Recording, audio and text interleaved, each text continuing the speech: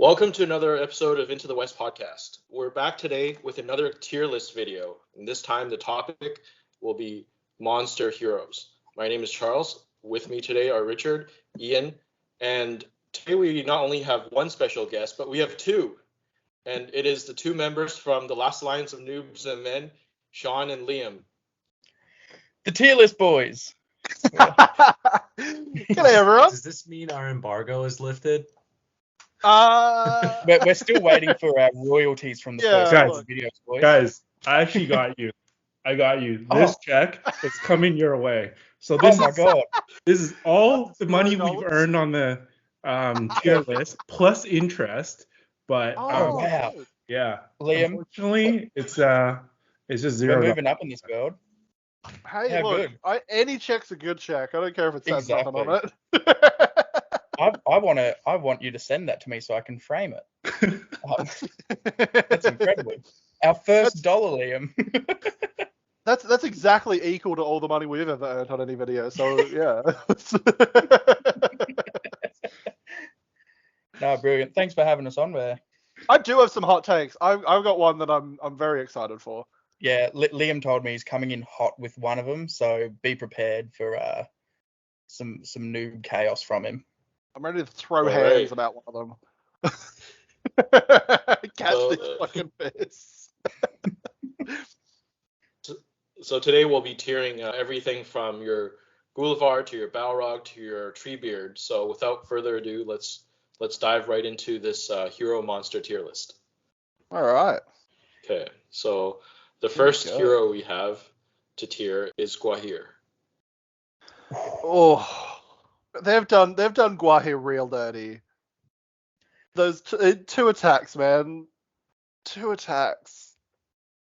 But still, this one shouldn't be controversial, right? Like, he's probably still easily in the legend tier. No? Ooh. I don't think I would go legend. I think I'd definitely go the Valar tier with him because he is still incredibly good and is amazing to like ally into random good lists, and he'll put some work in. But I don't know. Honestly, I'm thinking he can fall fortitude. short. Wow. I'm thinking fortitude.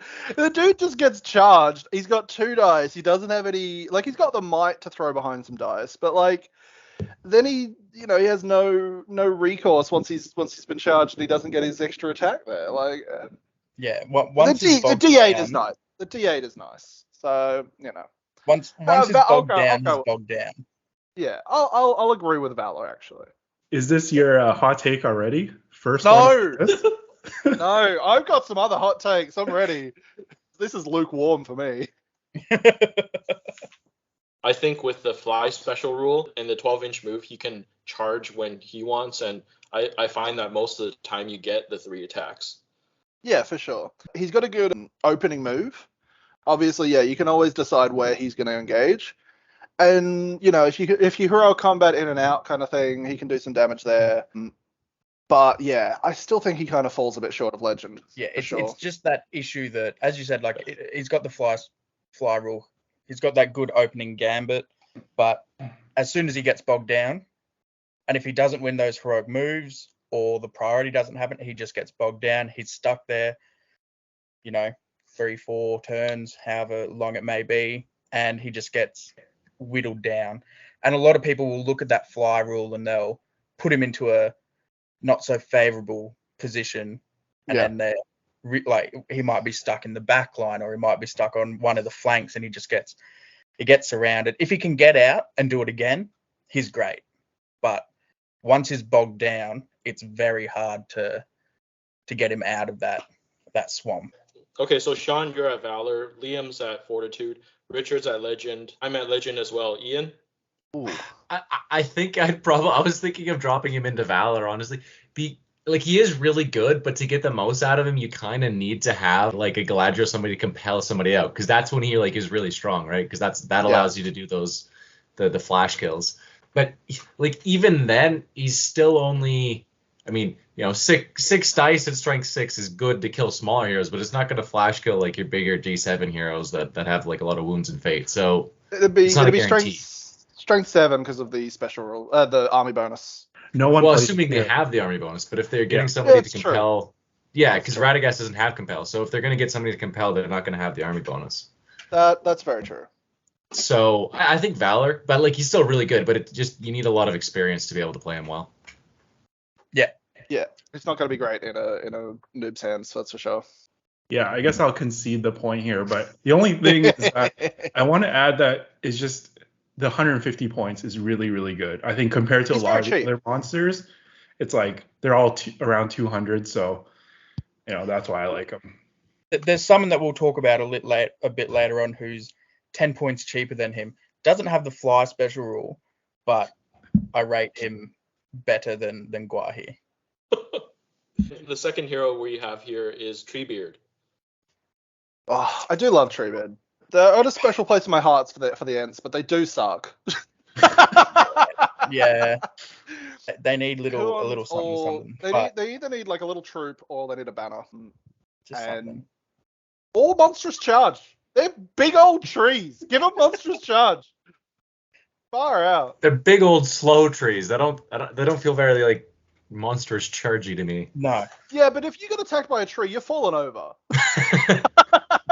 I'd like to see you stand up when a tree kicks you in the face. I'd just like to see them have their rocks be fucking throwing weapons, because in the movies you see them running forward and just picking up a rock and just yeeting it across the field. Give Either them that something or like a that. That'd be fun. siege But weapon. that would be a They very should knock prone. that would be a very interesting balance mechanic for them. Like keep their points cost the same, but now they have these strength 10 throwing weapons. It shouldn't be. It Phenomenal should be weird. throwing weapons. They should be siege weapons. You should hit and knock prone and like scatter and shit. Like yeah, they why should does be- the Goblin King throw a single goblin and Yeah. knock people over, but these guys don't knock anyone over with a rock? These guys throw a rock the size of a man, and it's just like, oh, okay, maybe it kills them. But they're not prone from it. You're hovering him over minor, and I I quite rate minor to fortitude for me. I'm sitting there. I think, Merry and Pippin's cool, but the little Yeah. artillery rocket, they're rocks, the Hobbit rockets, they're pretty cool, but meh. Does he count as an AT-AT then? kind of. Just shoulder-mounted Hobbit rocket missiles. Just Yeah. Sean is at a minor. Liam, what's your ranking? My heart wants to say fortitude, but I think mine is probably fair. Okay. Richard? Yeah, I think it's got to be a minor for me, especially with Gwaihir. I just feel like if you're gonna ally, he's like a worst version. Yeah, I mean, like, okay, he's 50 points more. He gets an extra fight. He gets 2 extra strength. He gets an extra attack that he always has rather than having to have it on the charge. He moves a bit slower, obviously, but like, I don't know. I think there's an argument to be made that he's at least fortitude, actually, now that I think about it. I want to reevaluate once we have other things up there. Like he's kind of like high minor or maybe low fortitude. yeah, which is where I was kind of placing him, like in between that minor fortitude like position. Okay, I would say minor for now then. That would be my tier. I rate it. Alrighty. Quickbeam I do like, though he doesn't have strike and he's only fight 7. I might put him in front of Treebeard, honestly, just because he's got move 8, right? He does Yeah, have move 8. Like Yeah. just because of that. Like that makes a big difference for monsters like this. It's easy to ignore Treebeard because he's only got that 6-inch move, but it's pretty hard to ignore an 8-inch moving tree. That's true. I Sorry, mean, go ahead. and he has the heroic march. The only thing is that him being the hero of fortitude is you have to play him in the Fangorn list, which that's kind of a meme list anyway. I mean, considering he's basically the profile of a base ent but has 3 might and march, it's pretty good. And Well, like- 8-inch move. Like that's a pretty good bonus. Yeah, I think I'd put him in front of Treebeard just for that cost and the move. Yeah. I think I actually want to argue that the next boy, Beechbone, is better than both of them. Oh, that's a hot take right there.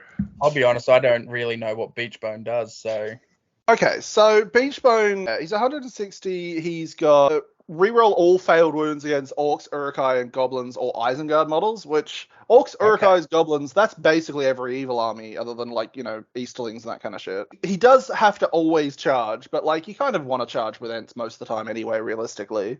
He's still got Strike. He's still got 3 points of might. He's Fight 8. He's still got the 3 attacks. And he's 30 points cheaper than Treebeard. I like it. Just, your explanation there alone kind of convinces me that he's definitely better than Treebeard. And He's still got the Fight 8. He's still only 6-inch move, but I rate him the most out of the 3 Ent heroes, I think. I think all 3 of them should be in minor, because you have to take Treebeard or you take the other 2. That is a fair take. Who do they actually ally with? They're yellow with basically everyone, but yeah, it's just yellow. They are yellow with literally everyone. Okay, yeah. Yeah. I guess I was just looking at it more in a vacuum. Like, to me, Quickbeam is, like, playable if he was in a different list. But yeah, the 4-2 kind of screws him. Yeah, I think I was looking in a similar fashion of looking at them themselves as opposed to having to squish them into a list. Because if we're looking at it that way, where you have to take Treebeard to take all of them, well, then they're all in minor. But if I'm looking at them separately, just like objectively, I think, this Beechbone fella, from what I've heard, I think he's definitely better than Quickbeam, and Quickbeam's definitely better than Treebeard. I think I got to disagree with the Beechbone pick. Really? I do think he's better than Treebeard because he is cheaper, but I prefer Quickbeam because I think when you have such a big base, the move speed is pretty critical, I think. And I think even though the strike is nice, you already are Fight 8. So it's like Fight 7, Fight 8, getting that heroic strike. It's like it doesn't come up as often as if you were like necessarily a Fight 6. I mean, you'll find that most people will want to strike against, like, if you've got strike, you're going to be striking against an Ent. That's the thing.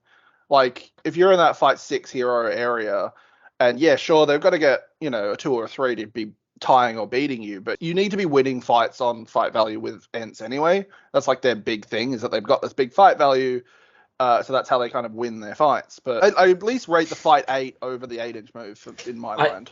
I don't know if the Fight 8 or Fight 7 actually makes that much of a difference, honestly, because, like, you still only have 3 attacks no matter what you do, so you're probably going to have to end up spending might to boost those dice rolls. So, yeah, that's true. If he's doesn't have strike, he'll use that point of might to boost the dice roll, make sure he gets the 5 or the 6, right? So.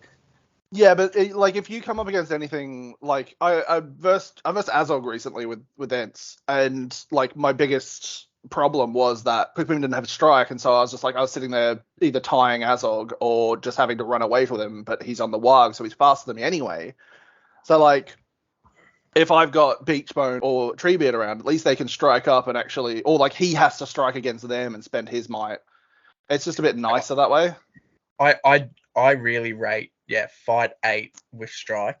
I think that's absolutely bonkers because it drains your opponent's might, but it also gives you that ability to go, well, I'm Fight 8 anyway, so my opponent can strike this turn. I'm a big monstery boy, so odds are I'm not going to die even if they win this fight. So you can drain their might that way, but then in that 1 turn or 2 turns where you're like, actually, I really need to confirm this, you just need to roll a 2 and you Fight 10. If your opponent doesn't get the Fight 10, you roll your dice. Let's say you've still got 1 or 2 points of might. Cool, spend it, squish them. And that's where I rate those Fight 8 striking heroes. Fight 7 striking heroes are fine, but I rate strike. I really do like strike as a heroic. I know a lot of people don't, but it's definitely one of the most hit and miss heroics out there, really. Oh, it can be. So, but it's also probably one of the most useful, just because it's just those times where you need a strike against, like, especially something that doesn't have it, that's higher fight than you. And I do rate strike. Yeah. Like if I like playing the Bears recently, like if I didn't have strike with the Bears, I'd be in a pretty rough spot a lot of the time, and the Bears suddenly aren't doing anything, and that's what I would feel if I ever played Ents, which I don't see myself ever doing. I think it really comes down to what list like you're playing against and stuff like that, and I don't have a lot of experience with Ents. I guess the only thing is like if it were me like playing against the Ents, I'd be throwing like warriors like chaff into Beechbone rather than like getting a striking hero into it. So in that case, I guess like the fight 8. But I definitely see your guys' point. So I think it's close. I mean, it doesn't really kill me either way to put him before or after Quickbeam. Like I think we spent a lot of time on Ents. Yeah. Put them all in minor. Let's move on. I'd be happy if we've only just said good morning and everyone else is in minor. I'm happy. Well, then, yeah, minor in front of Treebeard. All right. Okay, next we have Beorn. Legion or no Legion? That's rankings. it. Legion or no Legion? This is the question. In the Legion, both of them legend tier, and at the very top of legend tier without a doubt. Outside of the Legion, I'm probably looking at a Valor for Grimbeorn and looking at a Fortitude for Beorn.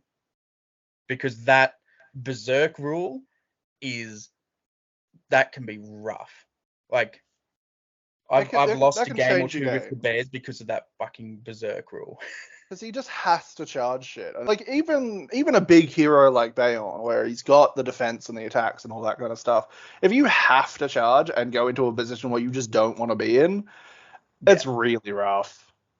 Yeah, I was versing Nick in his Lothlorien, and there was just this one pesky elf, like 8 inches away from his main force, and I wanted Beorn to get towards that main force, but I wasn't in range to charge any of them, so I had to go back 8 inches and then spend 2 turns coming back, and by that time, it ended pretty badly. I do rate Grimbeorn.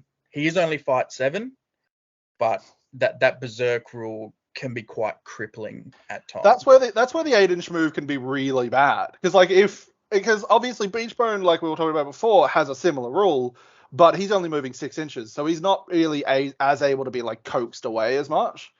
Whereas with 8-inch move Grimmy, you could really coax him quite a way away from the main force. Yeah. Are we talking about Legion or not? That's the real question. It can be whatever you want it to be. Well, as I said, if we are talking them in the Legion, there is no doubt in my mind that they're both legend, but Grimbeorn over Beorn still. But if you're looking at outside of the Legion, Beorn sits in that Fortitude and Grimbeorn sits in that Valor. Big reason why there's that jump between the Valor and Fortitude to legend outside and inside of the Legendary Legion is the free skin changer. Absolutely massive. Not having to roll for that and potentially wasting might on it if you're desperate. Monstrous charge. Bonkers good. Suddenly you don't need the bear hug special rule. I don't think I've ever used that bear hug outside of just going, let's just see what happens. I think I did 15 wounds to a single warrior because I just was like... God. And then the real big one is the 5-up bear save, which is even I was hoping that the bears would get nerfed in the recent FAQ because that 5-up bear save is ridiculous. Taken on my mate Saxon's Troll Chieftain, who did 3 wounds, and I just rolled 3 dice and went, all right, cool, there's 3 5-ups. Completely ignored you. Like, there's moments like that. That 5-up is bonkers. So if we're talking Legendary Legion, 100% both in Legend. But outside, they're missing all those cool tricks. So the other big thing as well is that Grimmy's got the thing where only bears and Beornings can benefit from his stuff, and so outside of the Legion in like another army, he's not doing as much. Almost Berserk, he can't benefit from other heroic actions and that kind of stuff. It's just not as good. If you're allying in only the Beornings being affected by the heroic moves, because you're able to, do some shenanigan-y stuff where you throw the Beornings forward and then you've got everything else still left to move. Like I do quite like that at times, but yeah. I don't think Beorn can actually lead the Beornings outside of the Legion, can he? I think it is just Grimbeorn actually. It might just be actually. Outside the Legion. But yeah, I actually come to think of it, I don't think he can lead them outside. But either way, why are you playing them outside the Legendary Legion? Well, That's my plan, but that's for a later project. I think I agree with you guys in the Legion. They're probably somewhere up in the Legend. Outside of the Legion, Grimbeorn's in the Fortitude because he can lead Beornings, and Beorn is in Minor for me because, like, dude, I have not seen a single person play Beorn before the Legion dropped this edition. It actually happens fair bit in Australia. Really? Yeah, I've I got seen fucked by Radagast Alliance and I wanted to cry. I've seen him in Radagast Alliance quite a lot, and Army of Thrall, weirdly enough. I've seen that more than once as a Red Alliance. But no, personally, I think outside the Legion, I'm leaning toward Valor Fortitude, Grimmy, Valor, Beorn Fortitude. But yeah, if we're doing Legion, they're both Legend. Grimmy's the best though. Yeah, 100%. Richard, should we just say in the Legion since, Sean and Liam are our guests today? I don't fucking like the Bears. Liam hates the Bears. To be fair, Liam's one of 5 people to beat the Bears, and he did it twice. Yeah, I'm one of 4 people that beat the Bears because I've beaten them twice. There's only 5 losses that he's fucking had with them. After like 50 games, mind you. Ridiculous. It's stupid. They're stupid strong. Don't they give the Bjornings the banner effect too? I mean, yeah, so that's just baked into their profile, into the Bjornings profile. But I feel like that's kind of like, them as well, right? Yeah, for sure. Because it's a friendly bear model within 6 inches gives a banner. So yes. Yeah. If you're running Beornings, yeah. Yeah, it's just it can be quite annoying at times when you realize that the bears themselves don't get the banner reroll, and you sit there and you rolled a 3 and you're just like, oh shit. Oh, give me a banner, please. Oh, you're 4 dice and you couldn't get a 6 or no. Oh no! You remember your D8, 3 wounds, 3 fate, and a 5-up save, and then you go, no. I don't care. Yeah, exactly. Like you don't give a shit if you've lost a fight because they're fucking strength 4 and they can't wound. The bears don't die. Neither do the Bjornings. Okay, so we're moving on to the evil side now. And to kick it off, it is the Dark Lord Sauron. Just as a point, the disparity between evil and good hero model monster models. That's very disparate. Good God. Yeah. Monsters are usually pretty evil, so fair enough. Should be a good Sauron. You know what? I think I've spoken enough for now. I'm gonna let my friends from across the pond say some words. You were just here for the Bears. Yeah, but Sean I'm going to see you. I'm out. Sean can leave. I miss the chill soul bombs that we used to have with Sauron. It was so annoying to play against, but it was so good. I don't know how to feel about them. Yeah. The chill soul bombs? Yeah, when you channeled it last edition, it did the strength 10 hit on the guy you cast it on, and then everybody within 2 inches took a strength 5 hit. It was just like instant ricochet, basically. Holy shit! Yeah, it was gross. And then you would get a Taskmaster to whip Sauron, and then you would regenerate the might. That's right. Yeah. It just sits there in your line, just exploding guys. Because people would take like multiple Taskmasters because there wasn't. There might not. I haven't run a Taskmaster, but there was no limit. You could just be like, and it was on every bit of might. It's like, you spend a point of might, whip. There's something very kinky about 7 dudes just whipping Sauron until he does the thing right. Personally, I love Sauron. I think he's got to be legend. You kind of can't not put him there.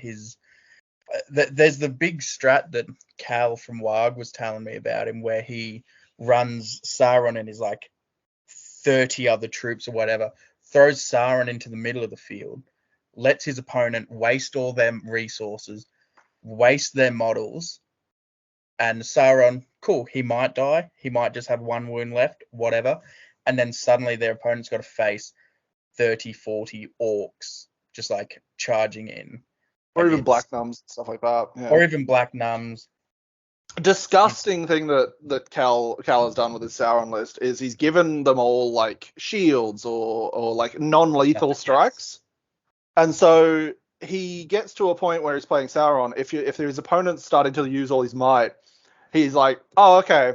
And he he did this to Sean 8 months ago, where he slaps a dice down, and he's like, this is how many bottles you are until you're broken. And he got the dice down to 1, and then just kept doing non-lethals until he got to the objectives that he needed to get to, and then just killed the 1 model and won the game.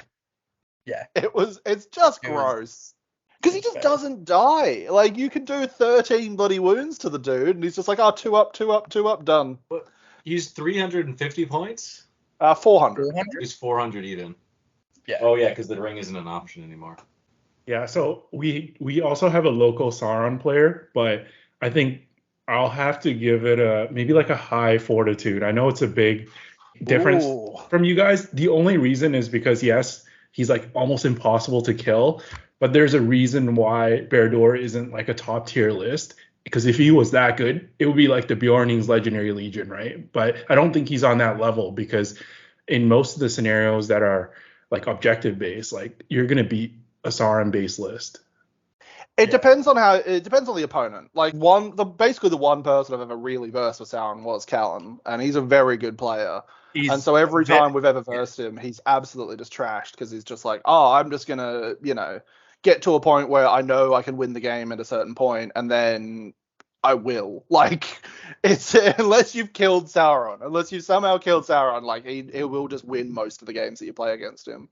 If you're playing like, if you play against him, like, and you're like, you have enough time, you kill all the orcs around him, and then you get him down to the 2 wounds, and then you get the leader point, and then you know the opponent is broken, and you're vibing. It's getting it down that close though. It's like you still got to spend a lot of resources to even get him down to 2 wounds. Like, yeah.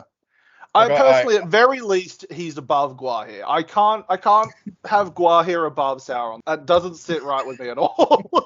It's 150 points compared to 400 though. I don't. Even if there was 4 Gwaihirs versus 1 Sauron still wins. Like, there's no way. No, we don't even need 4 Gwaihirs. We just need Gwaihir with the bird bath. That's good enough. Bird bath. True. Gwaihir's independent. Fuck him off. Can we say an average of Valor? Yes, but below Gwaihir is my. No. Bottom of Valor. Be happy you're getting him into Valor, man. Take that victory. I hate not having control of the tier list. I've always had control of the tier list. This is what it feels like, Liam. It feels like. Oh no. He's learning, guys. He's learning. Oh my god. Right, Charles is the boss here. If you want, Charles, you can chuck Sauron into independent and go for your life. Yes, let's go. Okay, next hero we have Shelob. Shelob's alright. The spicy girl. She's I'm scared of her. Big spider on the table is a no for me. I don't have much to say on Shelob. We should do Legion for Shelob as well, right? Yeah, that makes sense. That's probably where you see her run the most, right? That's for sure. It's that and then the Ring Wraith build. Yeah, I've only really versed Shelob a couple of times, but I've killed her every time, so I'm not really that scared of her, to be honest. Yeah, I think she's pretty average. Like in the Legion, she gets the extra attack, so it's like, okay, I think she's playable there, but the no might kind of sucks. I don't know. I think solid, like mid fortitude for me. It also then depends, like if she's in the Legion, she's versing like elves or men or hobbits or whatever, getting that extra attack and then having monstrous charge and that kind of stuff. Like she can do some serious work there. She can definitely do some serious work to heroes as well, like that kind of stuff, because she's fight 7. Like they're going to have to use might against it. But then there's that off chance where it's like, oh, I've rolled snake eyes on my survival instinct. Oh, okay. She can tank heroes pretty well though for 90 points. Yeah, provided they don't have +1 to wound stuff, like she can just go into them and it's always a threat that she's going to do wounds if she wins the fight and she's charging. Yeah, for a 90-point model, I think she's definitely got some really good play for sure. Like that, it's that strength 7, the 2 attacks or 3 attacks on the charge, having 6 wounds, and the will keeps her around and that kind of stuff, helps her through survival instinct. I think she's still got a lot of benefits for sure. Charles, you agree with this? I feel like she's more of a Valor, but I played her more last edition. So she might have been better last edition. I personally, I would put her right after Sauron, but I'm okay with at the top of Fortitude. But make sure no one passes her on Fortitude. Then Ooh. I'm okay with I that. mean, you can do that. You I was have that laying power. down the law. No, actually, I have that power. Oh, you have that power. Okay. Yeah. Wow. So I was angry at Charles before, but I should be angry at you. We were deceived. Yeah. Next, we have our first, I believe, unnamed hero monster, and that is the Mordor Troll Chieftain. I'm sorry, but he is named, and his name is Beefy Chiefy. No, that's only in the Legion. Which, by the way, we shit. should be counting him in the Legion since we've counted everyone else in the Legion. Personally, I mean, you guys have seen our Legendary Legion tier list. You know how much we like the old Blackgate Legion. Though, to be fair, honestly, we should have dropped that a bit further. Anyway. Oh, yeah. I still really like it, though. If he's got the Legion, like that 3 might, the extra fate, all that shit, like, I really, really rate him. But, just a beefy chief, he's still going to do some damage. I like seeing... No, I don't like seeing. I like playing with 2 of them or not seeing 2 of them. So having 2 of them... Sorry, I just had a stroke. Yeah, that was a bad one. No, I think when using them, I like to see 2 of them being used. Because it's the amount of resources you have to put in to kill one of them is outrageous. And then suddenly there's a second one. I'm not going to say I rate them legend tier, but one of them, a single one. They're harder to avoid, 2 of them as well. And yeah, but 2 of them it's a tough nut to crack. I went up against 3 and I got through the first one using most of my resources. The second one I was lucky, and then that third one just wiped me off the table. I couldn't do anything about it.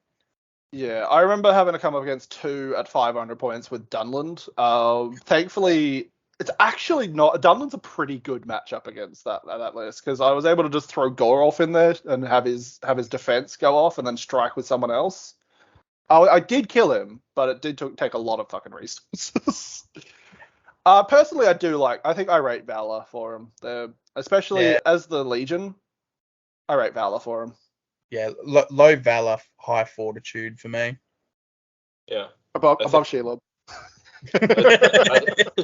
I think in the Legion, I would say, behind Sauron there. Outside the Legion, I would put him much lower, but he's good in the Legion. The Balrog. Okay, the Balrog. Oh, my hot take. I hate the Balrog. It's shit. Yeah, independent. It doesn't have fly. So we're talking Balrog's about bad. the Balrog in Depths of Moria here. Yeah, even in Depths of Moria, bad. I don't know, like you can light a dude on fire. Like if you hit the leader, that's really nice. But 350 points for 4 attacks and no might is bad. The Balrog is the king of rolling 4 highs. Exactly. Like I don't know. Like I like a lot of his rules, like the lash, the free heroic combat, like the Goblin Master and all that kind of stuff is really nice. I just don't see him doing enough to do those 350 points. Like, you can ignore him most of the time. Even in the Legion, like, obviously you can't break them until you halve his thing, which is really nice. Like, in the Legion, I think he's a bit better, but even so, I still don't think he's more than, like, minor Fortitude kind of thing. Like, he's just doesn't do it for me. I think that's a bit rough. I think I agree with you guys that there's not a huge like ceiling for him. Like a great player, like you can't really do too much with him. But I think we mentioned this in our like beginner armies episode, where I think he's really good to take in the Legion, because even though you don't have might, the free hero combat kind of offsets that a little bit. And then a bit. The Goblin Mastery. So fearless goblins, and he boosts the fight value of the goblins, which means, kind of like Boromir and the Dragon Emperor, they don't really have to fight as much to get their points back. So I would argue that he's probably at least a fortitude. Benefit of a Dragon Emperor and a Boromir is that he gets them to fight 5, whereas the Goblin Master gets them to fight 3 or 4. Yeah, fight 4 is nice, but you got that's on Prowlers with -1s, and then fight 3 is useless. Like, fight 3 might as well be fight 2. Like, that doesn't do anything really. Don't worry, I'm not comparing him to the Dragon Emperor. Yeah, it just I do get he's got a bit of a force multiplier, which is nice. I kind of describe him the same way I describe a Mumuk outside of the Mumuk Legendary Legion, because that thing is incredible. But just a plain Mumuk, I think it's that whole thing of like, if you're going up against a newish player, the Balrog will slap them around. If you go up against someone who kind of knows what they're doing, or is a little bit, bit better than normal, they'll be able to make it a really tight, close game. But if you're going up against someone who knows what they're doing, the Balrog's suddenly useless. I've one-shot the Balrog before. I don't know. Not even that. Army of Dunlin, they came in, fucking Trident, used his war cry, did like 10 wounds to him. Easy. I've watched Galadriel play hokey pokey with the fucking Balrog. Oh yeah, patty cake. It was great. Yeah, patty cake. It was incredible. So he just kind of falls flat for me. I think we're a little bit divided here. So the noobs think he should be around Minor. I think he should be around Valor. He provides a special rule that makes your army almost impossible to break. That's really nice. And the lash, there have been games where I've whipped the enemy leader behind my battle line and killed him in the first turn. So I think he deserves a Valor. Ian, I think you might be the tiebreaker here. Yeah. Like high fortitude, I think, because he still is like a lot of points, and like they're saying, like he's only got 4 dice and no might, right? So he can flub. And he's got no banner, like he can't benefit from the drum or anything like that, unless you're fighting one model and you have another goblin in there with him. And then it's like, oh, sick, I've killed one model with my 350 point hero. Yeah. Like the free hero combats are nice, but again, he's only got the 6 inches of movement, right? So it's, and the lash, like, I'm conflicted. I like the way it's written. Like, it's a nice way of like giving him extra movement, but like you have to work for it and position things well rather than just like giving him fly. Yeah. I like the lash where you surround the Balrog and just leave a gap at the very back of the Balrog that's 25 mil wide. And so you can whip them not just behind your lines, but behind the Balrog. He's definitely good. But the huge thing is just that 4 attacks and like really, really susceptible to just flubbing and doing nothing. And that's like a whole turn of 350 points, which is usually like half your army doing nothing. Hey, don't get me wrong, I wouldn't complain if he was in fortitude. That's for sure. Yeah, I think fortitude is fine. Highest in fortitude, like probably about I think he's above Shelob. He'd be more consistent than her, but okay. Oh no. Immediately broken the law. Sorry, Charles. That's okay. I'll go and get some tissues. It's all good, mate. Next, we have the Moria Cave Drake. Liam, take it away. I love the Cave Drake so much. This is actually my favorite model in the whole game. For 150 points. So this is Gwaihir level of points. You're getting fight strength 7, D7, 6 wounds, bloody 4 attacks, 5 attacks on the charge with knockdown. Like, you're not having a bad time if you've got a Cave Drake. I love this fucking model so much. Obviously, it's 150 points without strike, which isn't amazing, but like, it gets fearless around its nest, and so then you've got a hero that's got your 6-inch sandfast once the goblins break that has fearless, so you're automatically passing all the goblins 6 inches around him. Gaping Maw is a bit shit. I honestly would just prefer to mince the model with attacks at that point. But I love you've got defense mode Drake and attack mode Drake as well because of the base. You can really like clog up the line if you put it sideways because it's this big oval base. But if you really want to be pinpoint and just attacking 1 or 2 models, you can bring him forward, hit like a big hero and mince him. I love the Cave Drake. I've made my peace. Thank you for coming to my TED Talk. I mean, yeah, I really like these guys as well. Shout out to our we got a battle report where I run 2 of these guys. Yeah, they're really good, but the only thing, okay, let's just not bring Gwaihir into this. The Cave Drake has 1 might. Let's be honest. And it can't fly with like a big base. So I think the weaknesses are there. So 8-inch move though. It's got the movement to get around. With the big base, you can just swing it about and get even more movement out of it. Like Tokyo Drift, baby. You can bulk that base and hit like 7. yeah, and then that 1 hero combat is great. So I would go Valor with this, but probably like on the lower end. Yeah, I think I put it in front of the Troll Chieftain. Yeah, I think agree I put with it in that. front of Sauron actually. Maybe Sauron. For 150 points? Yeah, Yeah. I put it in front of Sauron. But I just want to clarify, even though they're beside each other, the gap between Gwaihir and the Cave Drake is very, very vast. Really? I don't think it's that big. I don't think it's that big at all. I mean, it's there, if you put a Cave Drake up against Gwaihir, I reckon the Cave Drake wins every single time. I would rate the Cave Drake, in that Because situation. That's where my money's going. Sure, you're bouncing back and forth, you've got extra might on it, but I don't think Gwaihir's able to wound the Cave Drake as much because he's only got at that point he's not getting monstrous charge because he's got the Cave Drake has has the same strength as him, and so he's only got 2 attacks wounding D7 at 6 wounds. That's bad, guys. That's really bad. I'll give you that. If they were to fight 1-on-1 in a 150-point game, also take the Cave Drake. But the context is we're playing 500 to 800 points with everything else. Yeah. Hey, look, if I could throw some fucking prowlers into Gwaihir, I'd be very happy as well. Let's see if we can agree a little more on the next one. The Moria Dragon. Independent tier. Get rid of him. Yeah, not a huge Absolutely fan of the dragon, to be honest. I defended this before on another episode, and now I feel like I have to. Oh God. Look, okay, You've made your bed. Ugh. I see their benefits. I do really do. But it's I know Riley, one of our lads, has been playing the dragon and he's been having a great success with it. Fire Breath is very good.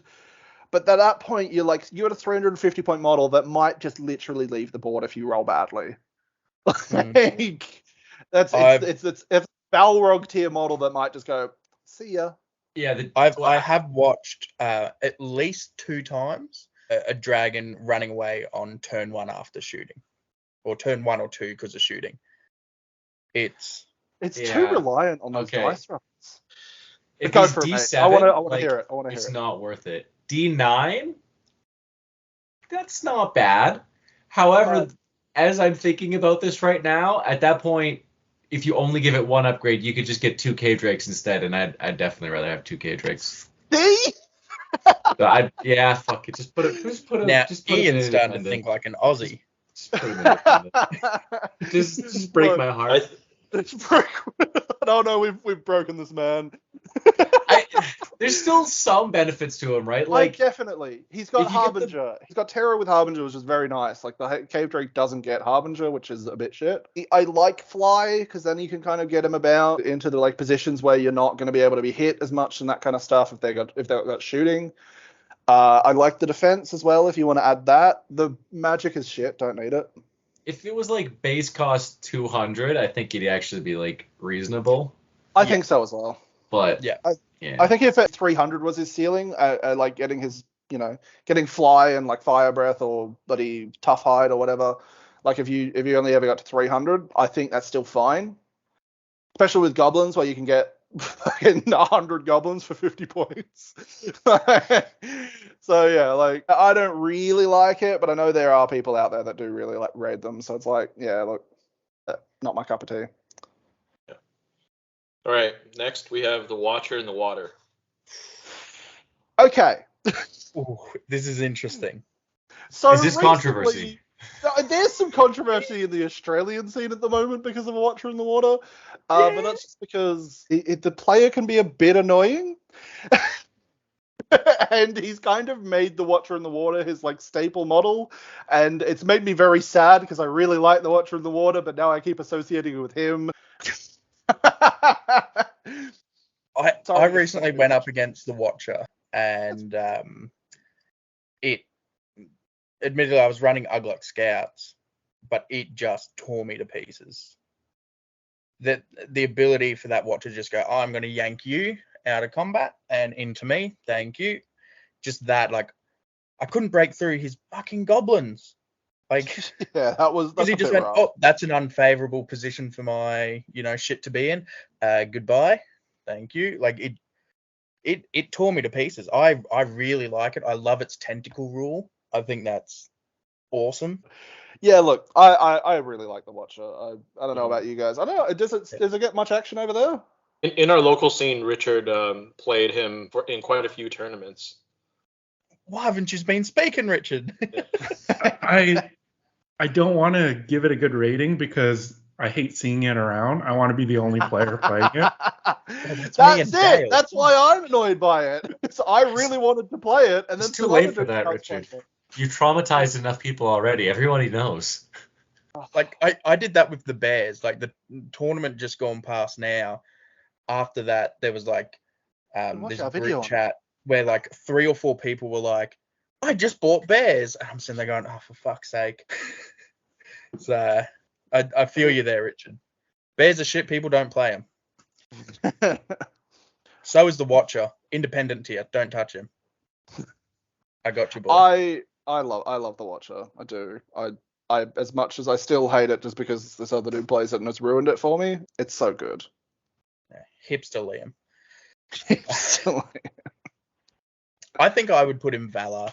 I'll be honest. Maybe above Sauron. It's a toss-up between the Watcher and the Drake. Because, like, obviously the Watcher's only got that 4-inch move, but he's able to just whip people into him, so he doesn't really need to move. I actually would put him in Legend because I find that there are certain armies that if they don't have an answer, if they don't have a way to get past the tentacles, you could just go into the game knowing you'll probably lose. I think the mechanics of the tentacles is really, really powerful, and there are just certain armies in the game that they just don't have the tools to stop it. Yeah, and the mechanics of From the Deep as well, just being able to bust open like a shield wall and just really just fuck up your opponent's deployment or like wherever they want. Like if they've got, I've got this choke point in between these 2 terrain pieces or what have you, and then you just go, well, no, you don't. You just explode you're running their list. 15 Bolt Warden teams. I don't care. Yeah. I need to kill your bloody trebuchet at the back. Boop. See ya. The only thing I would argue for like Valor instead of Legend is because I do think there's some, experience component that you need to do with this because he is 200 points and he is quite squishy if you get into him with like a couple of heroes. So I have seen like some players like really, really misplay him and like, you can very easily not get your points back. There's a ceiling for him. They're also very much afraid of Grimhammers, hey, Richard?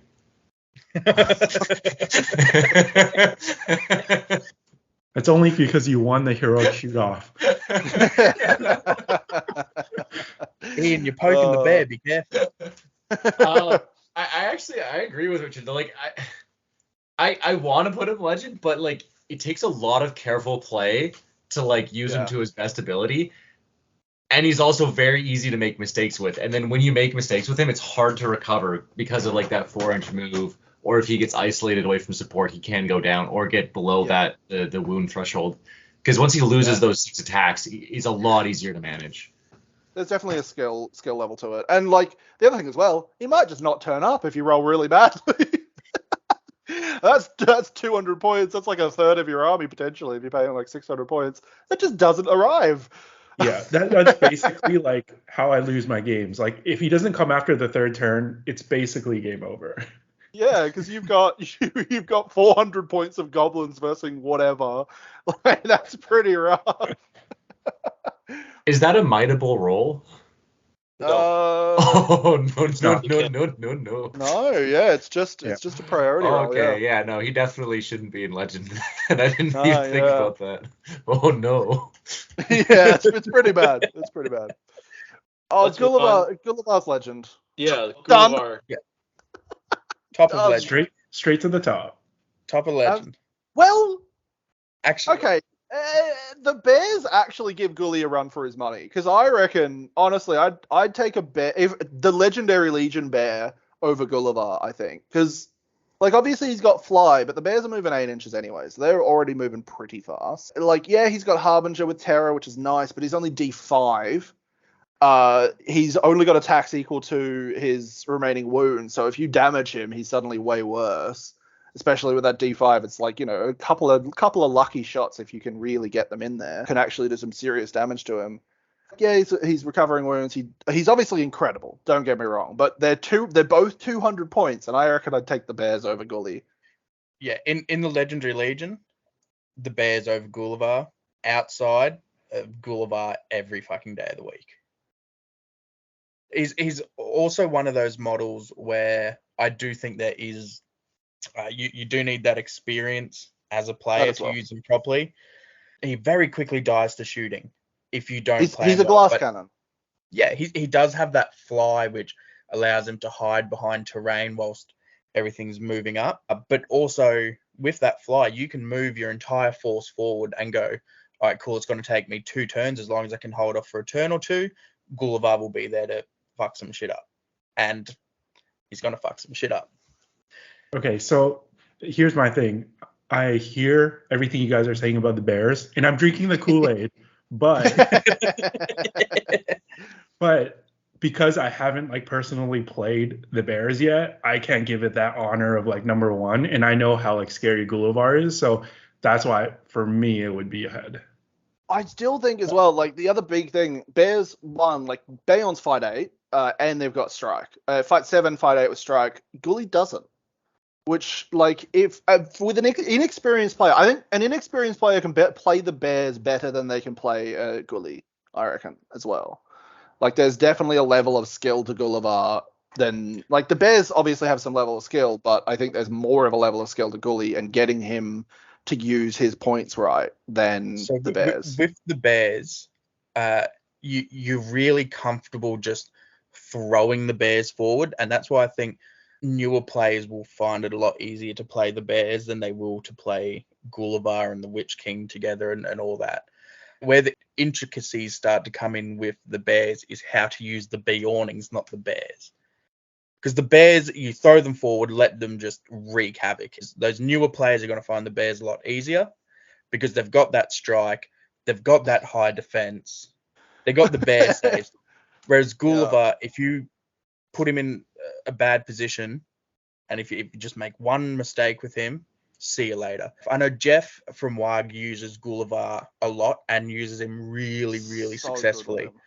And I think it's him that describes Gulavhar as a scalpel, a precision tool in an Angmar list.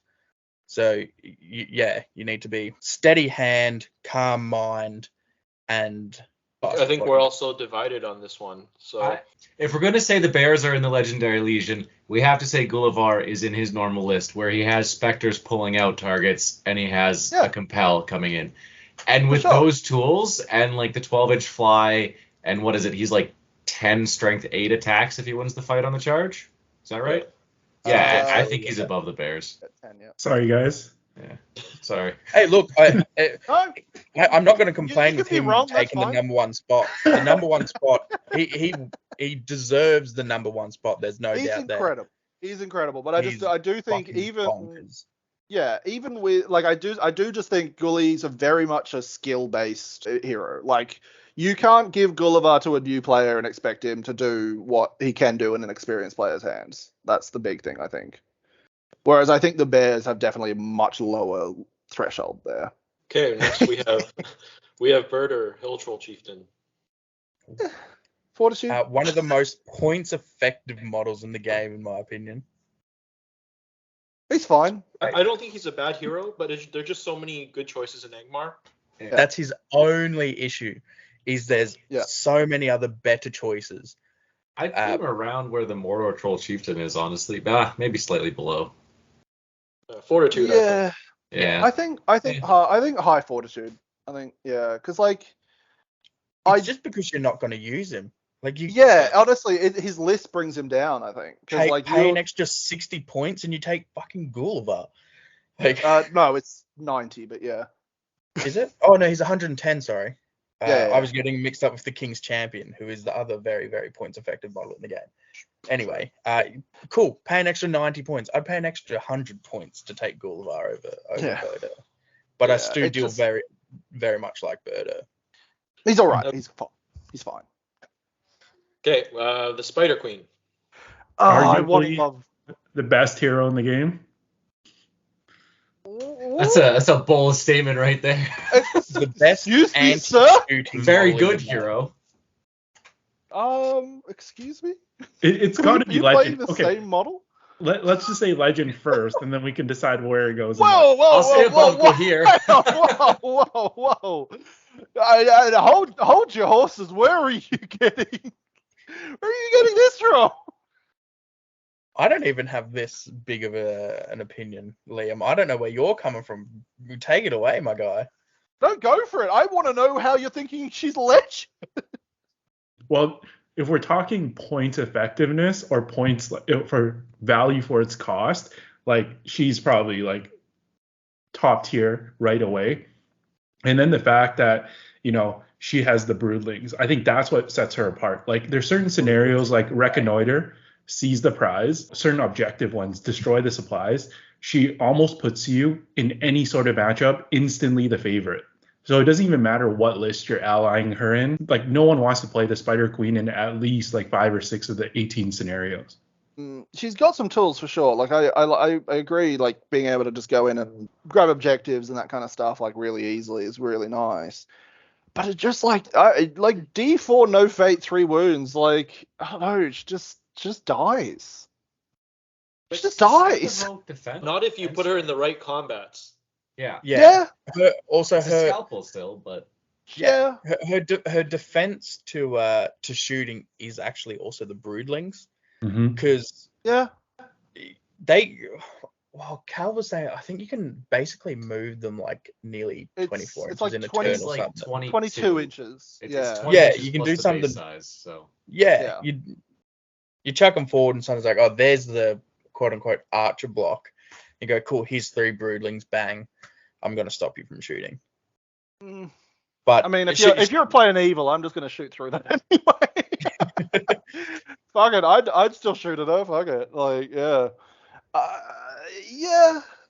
I've not faced the Spider Queen much. I think I've only versed her 2 times in the past couple of years, and she did really, really, really well one game, and she did absolutely jack shit the other game. So I think also like hearing from you, Sean, before that like you Australians are a bit more themey. Like in the competitive like North American scene, like you see like half the evil armies like ally her in just as like a 1-drop. That doesn't surprise me at all. Yeah, that doesn't surprise me in any way, shape, or form. I can see why that would be really good to have her in like Azog's Legion and that kind of stuff. Yeah, Sam does take him in with the Watcher. Yeah, true, actually. That's actually my list. My 800-point list. Yeah. Oh, you're that guy. Anywhere you can get a compel or like bat swarms in with her, she's like disgusting for hero assassinating. So, I still think she has a lot higher skill threshold than like almost any other model, really. Like you really got to be very, very picky with where you put her, because if you misplay her even slightly, I think she dies like straight away, like more so than Gully. So it looks like, I don't know if Ian agrees, but Richard's at a legend. I think I'm at a legend. I'm probably at a fortitude. Oh, fortitude. Yeah. Okay. Personally, thinking fortitude as well. I'd be happy if she's in valor. I don't. Sorry, I mean valor, not fortitude. My bad. You got betrayed, Liam. Stabbed in the Wow, back. just fucking throw me under the bus, right? Sorry. I did mean Valor. Well, like I I'm said fine- before, Fine with Valor. above Gwaihir, I don't know if it's Valor or bottom of Legend, but it's, yeah, somewhere there. It doesn't I'm make fine a if she's in Valor. huge difference to me, I guess. Bottom of Legend. We'll settle for that. Upper Valor is fine. That's good. I think. I like top of Valor is if you guys are making your scummy little fucking green, yellow and red alliance shit, go for it. They're not as bad as the polls. That's it. That's True. Yeah. Not Next as bad one as is- the polls so far. yes. Wait, so Ian, were you Legend or Valor for this one? I think, yeah, she's fine there, because, like, they do have a point. D4 and only 3 wounds, no fate. Like, you can get unlucky with that. So, top of Valor, sure. I wouldn't, but if it was bottom of Legend, like, I wouldn't be mad. But I think she's good where she's at.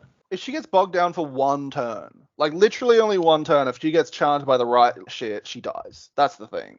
I think that's definitely the biggest thing for me is like 2 attacks, even if she's fight 6 and like can strike, like if she gets bogged down by the right shit and loses the fight, she dies. That's just it. 3 lucky Uruk-hai will kill her. Yeah, honestly. Yeah, there is more counterplay to her than there is to the other stuff in Legend. Yeah. She's also cheaper than most of the monsters on this list. That is very, very true. Yeah, but yeah. I mean, she's not going to be the linchpin of your army, which is also a benefit. Even if she does die, it's not the end of the world. So yeah, I can see some bonuses to her, but I can't. Come to the dark side, Liam. I can't stomach Legend. That's not going to happen for me. All right. Out of respect for our guests, I guess we'll leave her. Oh, some respect is nice. Yeah. People being nice to us? What? Moving on to the Goblin King. Now here's an argument for Legend. Mate, he is brilliant. I'm not sure. Maybe low Legend, high Valor for sure. He is very, very good. Do you guys get much Goblin Town over there? Not that much. I mean, there's a few people who play him like locally, but I would have put him up Legend like last edition when the blubber save was against everything. But now that it's vulnerable to like all elven made weapons, it's not as good because there's like a reasonable number of factions that can get a hold of him. Yeah, I mean, outside of elves, there's only really Thorin and then the Easterlings. Well, I should say there's a lot of people who ally in elves. Like they're pretty common in general. Well, they're not over here. I think actually we've only got I think most tournaments you maybe only see 1 or 2 elf lists. Yeah, but like I think that there's definitely been a bit of a resurgence of Goblin Town here, especially in Queensland anyway. Yeah, they're showing up every couple of tournaments. Goblin King with Golem, which is an incredible combination. And then, one of those trolls that we'll talk about a bit later on, combined with that list, is filthy. But yeah, I think, look, I don't think I'd put him in Legend. I think I'd put him in Valor. I like that he can just like barge through his own troops. So like he's also a siege weapon. Bog him down. He's also a siege weapon. The blubbery save can come in clutch. Strength 5 Burley with a pick. I did 18 wounds to him with my Dunedain at BrizCon year before last, and it came down to the very last dice roll whether or not he stayed alive or not. I mean, even recently, we checked up about report with Goblin Town, and I did, I think, like 18 odd wounds, and he only failed just enough blubbery mass saves. Like, and that's like, obviously, if there's an Elven Blade, like he's gonna die a bit easier, but that's situational enough that I still think it makes it very good. I put him behind Watcher. Yeah. That's fair. Cool. He's one of those models where like he's scary to see on the table, but he's not scary enough for me to, want to walk away from the game. I think it's close because I think he is probably a little bit more consistent than the Watcher, but yeah, the Watcher probably has a higher ceiling there. Yeah, Okay. I think the big thing is like the Watcher doesn't have. Oh, if they've got magic or a sword, or a special sword, that he dies. Like that's definitely, I think, where I'd put him, the Watcher above him, basically. Okay, the three trolls now. We'll start with Bill. Let me just What's get my his book special up. rule? I only remember what Tom does. All right, I got him up. So yeah, Bill's is obviously they all have keep them for later, which is throw them into a little sack, which I love. So good. It's just they're paralyzed. See you later. You win a fight against Gilgalad, he's paralyzed. You win a fight against, Sauron. You win a fight against Aragorn. You win a fight against Boromir. They're paralyzed. Like that's just silly good. He's got Minsome Fine, which is choose one model in the fight. Bill and the chosen model roll a d6 and add their strength values. If Bill rolls higher, the victim suffers the wounds equal to the difference. Jeez. So he's already strength 7. He's adding d6 to that.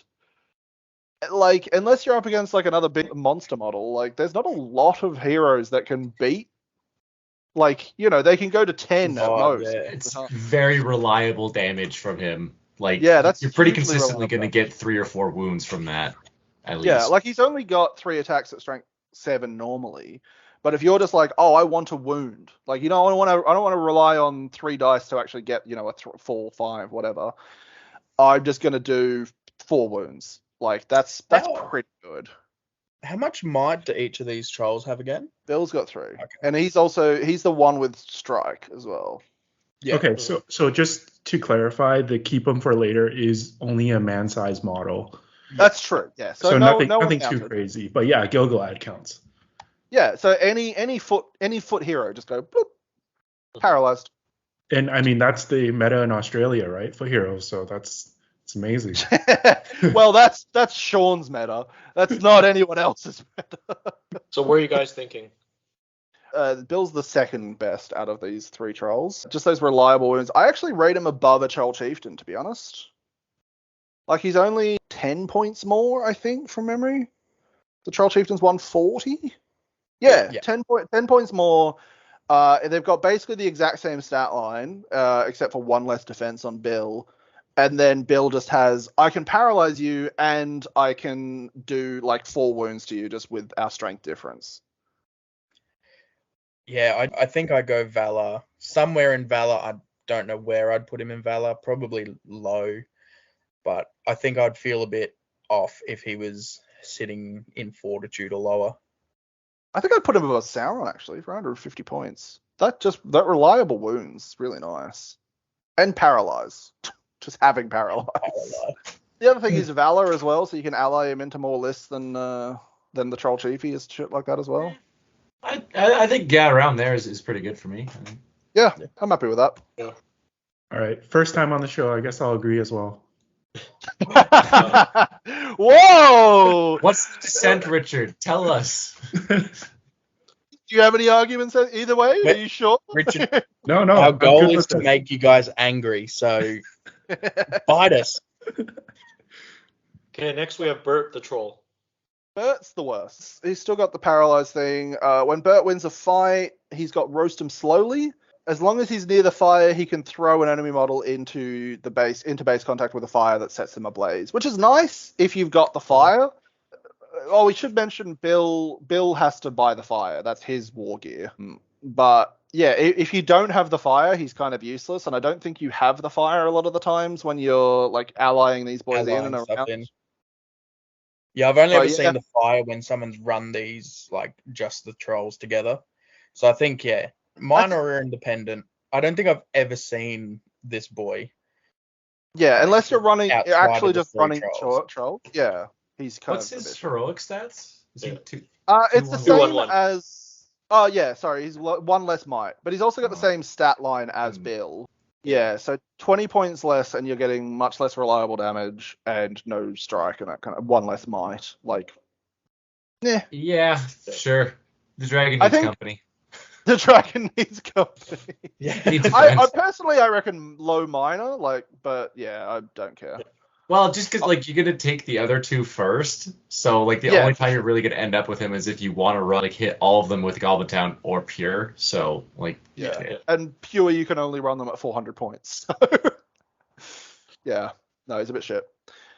Tom, however, legend. This man is top tier bullshittery. He's better than Gulavhar and give a shit.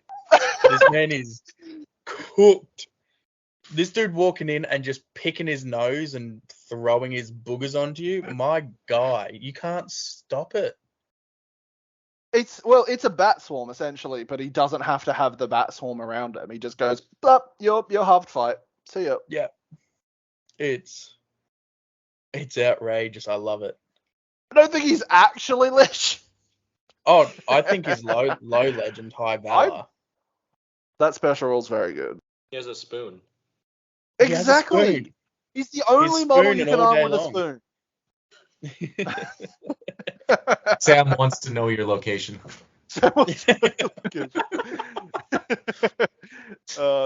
Spoon beats fry pan. I'm sorry. In Goblin Town, if you're bringing Gollum, the King, and Tom, it's a rough day at the office to go up against that. The other big thing as well is that he's also the best at dealing with a horde of lads surrounding him, because if he wins the fight, he's got that squish him to jelly, which means every model involved in the fight takes a strength 6 hit, and if they survive, they're knocked prone. That's pretty nice as well. Yeah. He's big. I'm a big fan. I think he's good. Like, I think those are some good arguments, but I don't know. Is there a reason why we don't see a lot of him? Yeah, you're not creative enough. Fortitude, right? Yeah. He's Valor. He's Valor? Yeah, you can throw him into whatever the fuck you want. Is he 120 points? 120 points. Yeah, he's cooked. Can we put him like right in front of Bill? Would that be a good middle ground? Yeah. I do actually hate that the cave drake's dropping further and further down. This makes me sad. Yeah, put him above Bill for sure. Okay. Last but not least, we have Smaug. The best army bonus in the game as well, this man. So yeah, absolutely. I feel like Smaug is like smack in the middle because you win half your games and then you lose half your games. I'll be brutally honest. I lost domination to Smaug, so I mean, to be fair, he can capture all 3 lads. He just sits his base on them. Yeah, that was a rough day. Dale versus Smaug, and I lost because one of my models was half an inch away from being in range of that final objective that I needed. Because I just didn't move him one turn earlier. No. I think he's smack bang in the middle. He's incredibly overcosted, honestly. Sure, he's got the 20 wounds and all that kind of stuff, and like all of his bullshit. Like, he's got a lot of bullshit, but I don't think all of his bullshit is worth having only one model at 700 points. I don't know. If you have an army that struggles to do wounds, like that's mostly strength 3 or strength 4 with no +1s, you're just not gonna kill him. No. Like it's just not gonna happen. But then, like, depending on the scenarios, you can still beat him with that army. Like, yeah, it's definitely just possible. Not going to be fun. But versing Smaug, the amount of times I've gone, well, I literally can't do anything to him.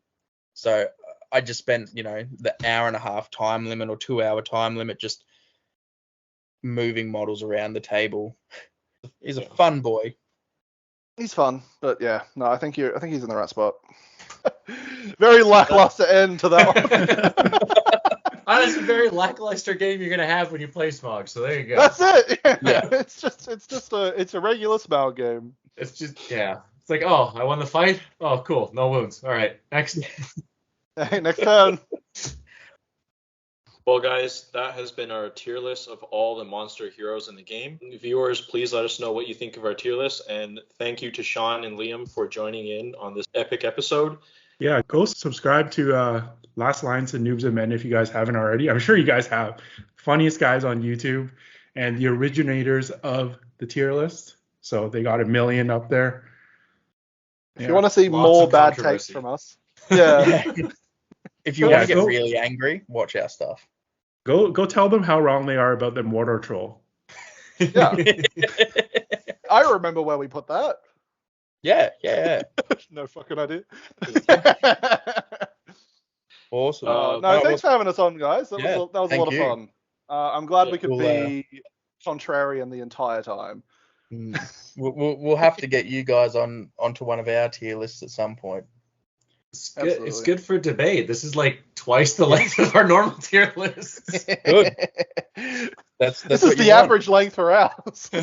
Yeah. We're always yelling at each other. Awesome. Thank you everyone for listening, and look forward to the next episode of Into the West podcast.